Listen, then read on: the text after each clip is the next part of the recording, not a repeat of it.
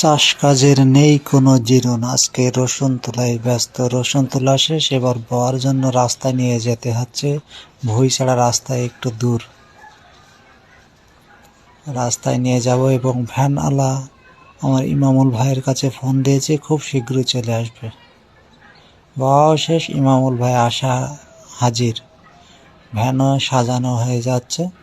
এবার বাসা দিকে রওনা দিলাম। বাসায় নিয়ে যাচ্ছি খাটবিড়ির মাঠ থেকে। এই বাড়ির ভিতরে ঢুকলাম, ছাদের উপরে নিয়ে যেতে হবে। ভ্যানওয়ালা ভাই বললাম যে ভাই ইমামুল উপরে নিয়ে যাব, এখানে রাখো। ইমামুল টাইম মতো রেখে দুইজনে লাফালাম।